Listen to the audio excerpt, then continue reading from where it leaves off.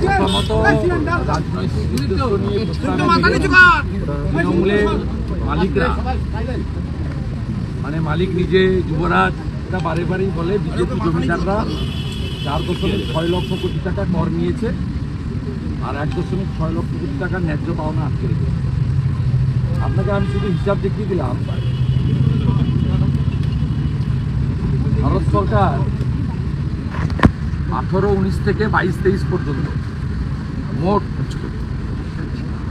Tax revolution, grand IGST, SGST এবং GST compensation শেষ মিলিয়ে 6,48 লক্ষ টাকা, 6.48 লক্ষ কোটি টাকা, 6.48 লক্ষ কোটি টাকা পশ্চিমবঙ্গ সরকারকে দিয়েছে। এরা মূলত যে কারণগুলির জন্য এরা অসুবিধায় পড়েছে, এরা আগে সেন্ট্রালের শেয়ারটাকে নিয়ে অ্যাকাউন্টে রেখে দিত, তার সুদের টাকায় খেলা মেলা, দান খেলা, পূজা পার্বণ এসব করছে, ভাতা ইত্যাদি। কেন্দ্রীয় সরকার এটা আটকে দিত। তারা প্রত্যেকটা রাজ্যেই ফাইন্যান্সিয়াল ডিসিপ্লিন চালু করেছে, যার মধ্যে এরা আসতে রাজি নয়। তাই এটা তো আলাদা রাজ্য, আলাদা জাতীয় বাংলা ছুটি, আলাদা পতাকা, আলাদা সংবিধান, আলাদা রুলস, পূজা পার্বণের আলাদা পদ্ধতি, সবই এখানে আলাদা। অর্থাৎ ওরা কিন্তু ভারতবর্ষ একটা সিস্টেমে চলে। এবারে আমি আপনাদের এখানে শুধু উদাহরণ দিয়ে বলছি কয়েকটা স্কিম। এনডিএ ভার্সেস ইউপিএ 2004 থেকে 14 আর 2023-এর 31 মার্চ পর্যন্ত মানরেগা ইউপিএ দিয়েছে 14,985 কোটি, এনডিএ দিয়েছে 54,150 কোটি। প্রধানমন্ত্রী গ্রাম সড়ক ইউপিএ দিয়েছে 5,431 কোটি, এনডিএ দিয়েছে 1,051 কোটি। প্রধানমন্ত্রী আবাস যোজনা 4,466 কোটি টাকা দিয়েছে, আইএওয়াই ছিল ইন্দিরা আবাস যোজনা, আর 30,000 কোটি টাকা ইতিমধ্যে ইউটিলাইজেশন দিয়েছে। এবং আমি এখানে উত্তর চেয়েছিলাম।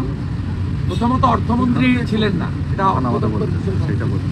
কারণ যে প্রস্তাব মাননীয় নির্মল ঘোষ এনেছিলেন তাতে আবাস এবং অন্যান্য স্কিমের উপরে বলা হয়েছে, শুধু আবাস নয়। আমি সেখানে বলেছি অর্থমন্ত্রী নেই, তারপরেও আপনাকে আমি যদি প্রত্যেকটা স্কিমের ডিটেলস এখানে আপনাকে দেখাই, আপনি দেখবেন যে এখন অবধি প্রায় 47 লক্ষ ইউনিট প্রধানমন্ত্রী আবাস গ্রামীণ এবং আরবান দিয়েছে, যার ইউটিলাইজেশন দিয়ে টাকা নেওয়া হয়েছে। তার উত্তর মাননীয় প্রদীপ মজুমদার দিতে পারেনি। তিনি এই 10,98,000 নিয়ে কি করেছেন, কবে গেছেন, কি আলোচনা করেছেন তার কথা বলছেন।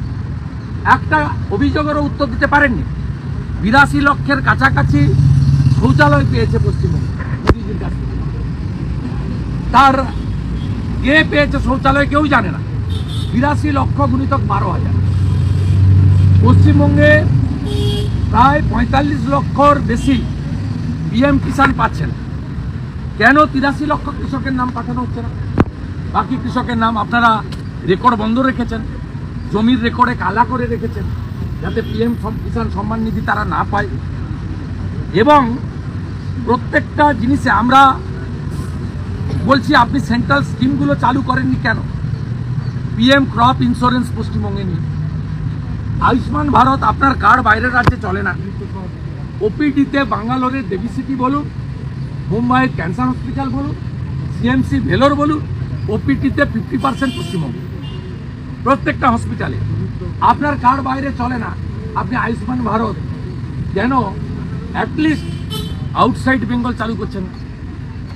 আপনি কেন তাঁতশিল্পী আমাদের নাপিত কারিগর যারা মালাগাথে, মালাকার থেকে সোনার কাজ করে, স্বর্ণকার থেকে কাঠের কাজ করে, যারা বিভিন্ন হাতের কাজ করে, জঙ্গল মহলে কাজ করে, শালপাতার বাটি, থালা, নানা ধরনের কারিগর যারা মূলত শিডিউল কাস্ট এবং স্বর্ণকার, মালাকার ইত্যাদি সমাজ, আমাদের ধোবি, নাপিত, কুম্ভকার, স্বর্ণকার, মাটির হাড়ি তৈরি করে, প্রচুর তাঁত শিল্পী এই রাজ্যের। আপনি বিশ্বকর্মা যোজনা ডিএমদেরকে দিয়ে মিটিং করাচ্ছেন না, 6 লক্ষ পেন্ডিং, তার কোনো উত্তর নেই। আমি তো বলছি, আমি বলেছি যে আপনি মুর্শিদাবাদে চলে যান, একটা জেলা উদাহরণ দিচ্ছি, বেলডাঙ্গার এক প্রধান একা 17টা বাড়ি নিয়েছে এর আগে, ইউটিলাইজ। কাবিলপুরের প্রধান ছিলেন সাগরদিঘি, একা আত্মীয় স্বজন মিলে 35টা বাড়ি নিয়েছে। উত্তর নেই, উত্তর দিতে পারবেন না, কারণ পঞ্চায়েত মন্ত্রী নিজে দুর্নীতিগ্রস্ত। তিনি পঞ্চায়েত ভোট হওয়ার আগে হর্টিকালচার কর্পোরেশনের চেয়ারম্যান ছিলেন, এখনো আছেন ছিলেন। তিনি নিজে মানরেগায় গাছের চারা সাপ্লাই দিয়েছেন, 40 টাকার নারকেল চারা 250 টাকা করে দিয়েছেন, 22 টাকার পেয়ারা চারা 85 টাকা করে দিয়েছেন। উত্তর তো তিনি দিতে পারবেন না। এরা বাইরে আছে, এটাই আশ্চর্য, এদের ভেতরে থাকার কথা। প্রত্যেকটা লোক দুর্নীতির সঙ্গে যুক্ত। প্রধানমন্ত্রী ভারতবর্ষে 80 কোটি লোককে প্রধানমন্ত্রী অন্ন সুরক্ষায় দিচ্ছেন, পশ্চিমবঙ্গে 6 কোটি লোক পাচ্ছে। আপনি জল স্বপ্ন লিখেছিলেন, দুটোই পড়ে জল জীবন মিশন লিখছেন।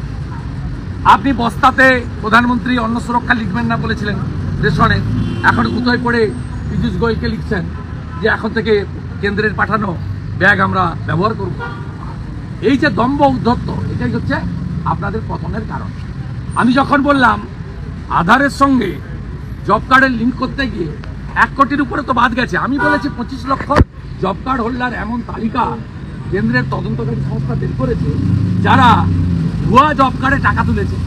কেন্দ্র বলছে এদেরকে অ্যারেস্ট করুন, টাকা আদায় করুন, সরকারের টাকা সাংবিধানিক স্কিম। আপনি উত্তর না দিয়ে আপনি বলছেন উত্তরপ্রদেশে আমাদের থেকে বেশি বাতিল হয়েছে। অতএব আজকে বিধানসভাতে তথ্য দিয়ে, ডাটা দিয়ে আমি প্রমাণ করে দিয়েছি দুর্নীতিগ্রস্ত রাজ্য সরকার সাধারণ মানুষের অধিকার কেড়ে নিচ্ছে শুধুমাত্র রাজনৈতিক কারণে।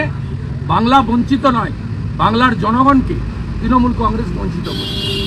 আমি মানরেগা নিয়ে স্পেসিফিক বলেছি যে কেন্দ্রীয় সরকারের যে ইনভেস্টিগেটিং টিম, তাদের যে রেকমেন্ডেশন, বিশেষ করে 25 লক্ষ ভুয়া জব কার্ড যারা টাকা তুলেছে, টাকা আদায় করে গ্রেপ্তার করা শুরু করুন। আমরা সবাই বলবো ভবিষ্যতের ক্ষেত্রে যাতে ত্রুটি না হয়, আপনার স্কিম চালু হওয়া উচিত। এবং 100 দিন নয়, আপনি বলছেন 50 দিন দেবেন। আমরা মমতা ব্যানার্জিকে বলছি আপনার অনেক টাকা রাজ্যে, আপনি 200 দিনের কাজ দিন, আমরা ভাবা না। আমরা আবাসের ক্ষেত্রে বলেছি যে আপনি গ্রাম সংসদের সভা ডেকে গ্রামে আবাসের তালিকা পাবলিকলি করে দেন, যত ক্লেম অবজেকশন আবেদন করেছে নিষ্পত্তি করুন, এবং গ্রাম পঞ্চায়েত লেভেলে সর্বদলীয় মিটিং করে তালিকা অনুমোদন করুন। আর বিরোধী দলের এমএলএদের, আমরাই এই প্রিন্সিপাল অপোজিশন, আমাদেরকে চিফ সেক্রেটারিকে নিয়ে বসতে বলুন।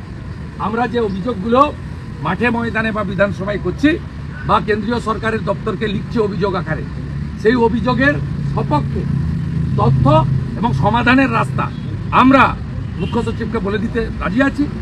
আমরা মুখ্য সচিব প্রশাসনের আধিকারিক, তিনি যেখানে যখন ডাকবেন বিজেপির 5 জন 7 জন 8 জন এমএলএ গিয়ে আমরা সুনির্দিষ্ট প্রস্তাব দিতে আমরা প্রস্তুত আছি। কিন্তু চুরি তৃণমূলকে বন্ধ করতে হবে এবং রাজনৈতিক তালিকা তৈরি করা চলবে না। আবাস যোজনা সহ প্রত্যেকটা সামাজিক স্কিমে ঘুষ নেওয়া বন্ধ করতে হবে। যারা ঘুষ নিয়েছে তাদেরকে জেলে পুরতে হবে। যারা এই চলমান স্কিমে আগে বেআইনিভাবে বেনিফিশিয়ারি হয়েছে, বেনিফিট নিয়েছে, তাদের টাকা আদায় করতে হবে।